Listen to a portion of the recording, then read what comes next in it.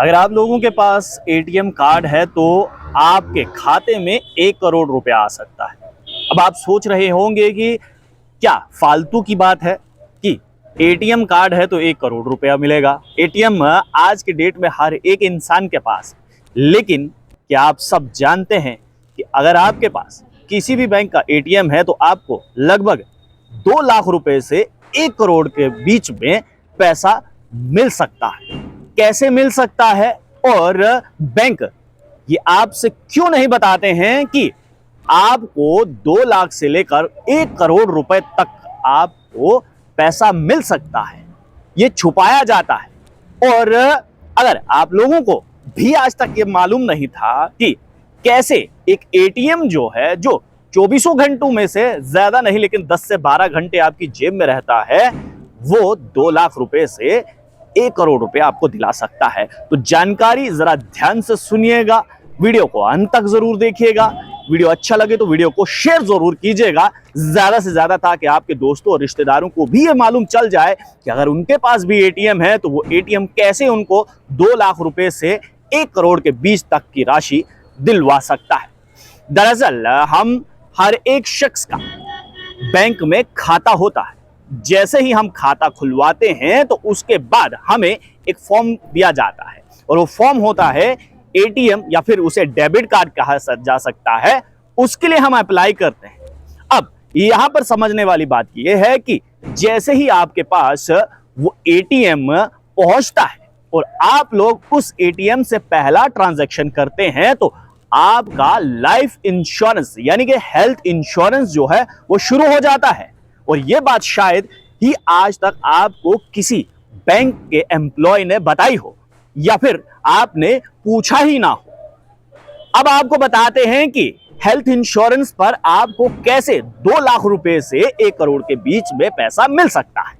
दरअसल लगभग हर एक बैंक की एक पॉलिसी होती है। अगर आप उस बैंक के कस्टमर हैं, आपका वहां पर खाता है, बैंक जिस समय आपको एटीएम देता है उस समय आपका हेल्थ इंश्योरेंस भी हो जाता है। और अगर आपकी किसी दुर्घटनावश किसी एक्सीडेंट में मौत हो जाती है तो मौत के बाद आपके परिजनों को यानी कि जो आपका नॉमिनी होगा उस खाते का, उस एटीएम कार्ड का, उस डेबिट कार्ड पे जब फॉर्म फिल किया था आपने, उस पर जिसको आपने नॉमिनी रखा है उसको 2 लाख रुपया मिलेगा। ये बैंक आपको देगा ही देगा। इसकी भी कुछ फॉर्मेलिटीज है, पहले वो फॉर्मेलिटीज सुन लीजिए आपको कि ये कैसे मिलेगा। लेकिन उससे पहले आपको मैं ये बताता हूं कि अगर आपका कोई भी परिजन बेल्ट फोर्स में है, चाहे वो आर्मी में है, पुलिस में है या फिर सीआरपीएफ में है, कुछ बैंक्स ऐसे हैं जो 10 लाख से 1 करोड़ रुपए तक आपके एक्सीडेंटल मौत के बाद आपके परिजनों को यानी कि जो नॉमिनी है उसको दे सकता है। पहले मैं आपको बताता हूं कि अगर किसी भी दुर्भाग्यपूर्ण अगर कोई भी बेल्ट फोर्स का कर्मचारी जो है वो इनकाउंटर में शहीद हो जाता है या फिर कोई एक्सीडेंटल मौत हो जाती है तो उसे कोई बैंक जो है लगभग 50 लाख रुपए तक का जो है वो इंश्योरेंस क्लेम हेल्थ जो है वो दे सकता है। हेल्थ क्लेम जो है 10 लाख से 50 लाख के बीच में उससे मिल सकता है। और अगर वही बेल्ट फोर्स का कर्मचारी जो है अगर जहाज में जा रहा है और जहाज क्रैश हो जाता है, उसकी मृत्यु हो जाती है, तो 1 करोड़ रुपए तक की राशि जो है उस एटीएम या फिर डेबिट कार्ड होल्डर के नॉमिनी को मिल सकती है। और ये शर्तें जो हैं ये कोई भी बेल्ट फोर्स का कर्मचारी हो, किसी बैंक में है, ध्यान रखिएगा। अब आप कहेंगे कि मेरा जेके बैंक में है तो मुझे क्यों नहीं मिल रहा, मेरा आईसीआईसीआई बैंक में है तो मुझे क्यों नहीं मिल रहा, या किसी और बैंक में है। ये बार बार कह रहा हूं ये किसी बैंक में है, लगा लीजिए कि कोई भी बैंक है। इस प्रकार की जानकारी जो है वो आपको दी जानी चाहिए और ये जानकारी शायद बैंक आपसे छुपाता है। और अब मैं आपको बताता हूं कि अगर इसमें कोई रिटायर्ड बेल्ट फोर्स के कर्मचारी हैं तो ये उन पर भी लागू होता है। अब ये जानकारी के मुताबिक अब मैं आपको बता रहा हूं, जरा ध्यान से सुनिएगा। अगर किसी भी शख्स की मृत्यु हो जाती है और उसका एटीएम कार्ड है उसके पास या फिर डेबिट कार्ड उसके पास है तो वो पैसा उसे कब मिलेगा, कैसे मिलेगा, अब मैं आपको बताता हूं। अगर किसी शख्स की मृत्यु हो जाती है, एक्सीडेंट के दौरान मृत्यु हो जाती है, तो प्रोसेस ये है कि एक्सीडेंट से ठीक 45 दिन पहले तक उस एटीएम से कोई ना कोई ट्रांजैक्शन हुआ होना चाहिए। चाहे वो आप एटीएम का इस्तेमाल ऑनलाइन शॉपिंग में करें या फिर आप लोग एटीएम में जाकर उसका ट्रांजैक्शन किया है, लेकिन ये मृत्यु के समय से 45 दिन पहले के बीच में जो है वो ट्रांजैक्शन होना अनिवार्य है, जरूरी है। दूसरा, अगर किसी शख्स की मृत्यु होती है, एक्सीडेंट में होती है, किसी हादसे में होती है, तो उसे सबसे पहले जाकर बैंक को इन्फॉर्म करना है कि जिस शख्स का उनके बैंक में खाता है उसकी मृत्यु हो चुकी है। उसके बाद बैंक आपको फॉर्मेलिटीज पूरी करने के लिए कहेगा, जिसमें फॉर्मेलिटीज के तौर पर आपको मैं बताऊं, जिसमें एमएलसी हो सकता है, पुलिस की रिपोर्ट हो सकता है, डॉक्टर का रिपोर्ट या फिर आप पोस्टमार्टम कह सकते हैं, और डेथ सर्टिफिकेट। यानी कि ये तमाम चीजें आपको बैंक को मुहैया करवानी पड़ेंगी 1 महीने के अंदर अंदर।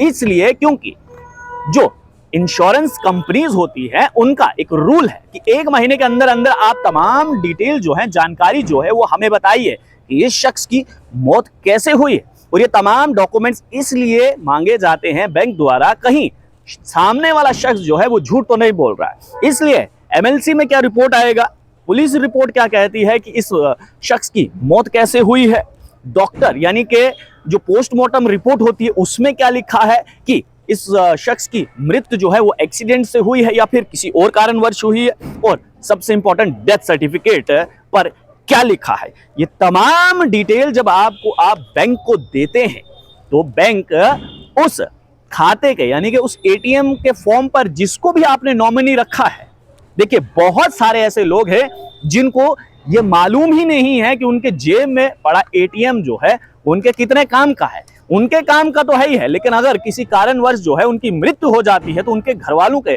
या फिर वो जो नॉमिनी वहां पर रखा होता है उनके काम आ सकता है। लेकिन ये गलती ये कर देते हैं कि एटीएम का जब फॉर्म फिल करते हैं उस पर नॉमिनी नहीं भरा जाता है।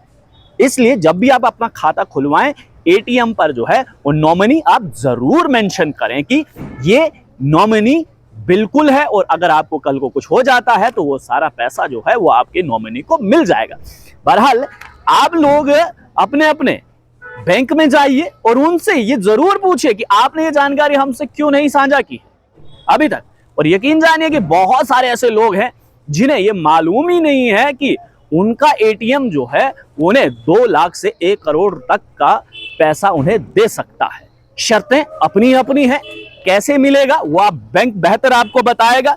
और आपको मैं बता दूं कि कुछ बैंक्स ऐसे हैं जो प्रीमियम कार्ड देते हैं अपने कस्टमर्स को, अपने ग्राहक को देते हैं।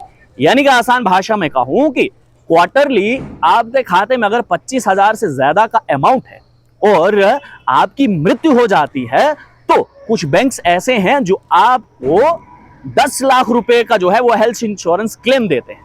लेकिन जरा सोचिए ये जानकारी आप तक क्यों नहीं पहुंची गई, आप तक क्यों नहीं किसी ने साझा की। इसलिए ये जानकारी बहुत अहम है। और आप लोगों के भी खाते खुले हैं बैंक में और आपके पास भी एटीएम है, आप एटीएम का इस्तेमाल करते हैं तो तुरंत जाइए बैंक में और उनसे कहिए कि हमें अपने एटीएम का नॉमिनी रखना है। और बहुत सारे ऐसे लोग हैं जिन्हें इस जानकारी के बारे में मालूम ही नहीं है और उम्मीद करते हैं कि सरकार और प्रशासन जो है वो इस प्रकार की अवेयरनेस फैलाए ताकि लोगों को इन स्कीम्स का पता चल सके, इसका लाभ उठा सके। आए दिन जो है वो बहुत सारे एक्सीडेंट्स होते हैं, हादसे होते हैं जिनमें लोगों की कीमती जानें चली जाती हैं, लेकिन उन लोगों को इस स्कीम के बारे में मालूम नहीं होता है। इसलिए उन लोगों के खाते में वो पैसा नहीं आता है जो भी उस एटीएम का नॉमिनी है।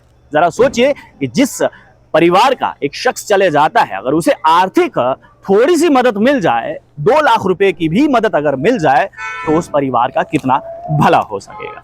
जानकारी अच्छी लगी हो तो वीडियो को ज्यादा से ज्यादा शेयर कीजिएगा, कमेंट कीजिएगा, लाइक कीजिएगा। और फेसबुक पर देख रहे हैं तो चैनल को लाइक कीजिएगा, यूट्यूब पर देख रहे हैं तो चैनल को सब्सक्राइब जरूर कीजिएगा। आप लोग देखते रहिए स्ट्रेट टॉक। मुझे निदेव ठाकुर को दीजिए इजाजत। धन्यवाद।